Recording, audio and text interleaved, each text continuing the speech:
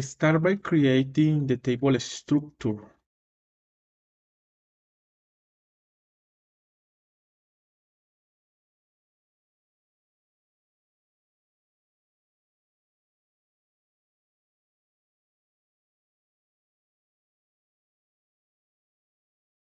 Select the field you want to use as the primary key.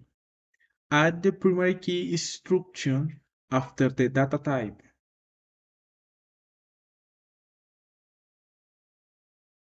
Run the script, and that's it.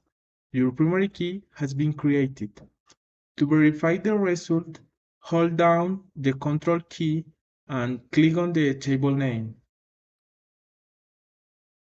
Now, click on the Constraints tab.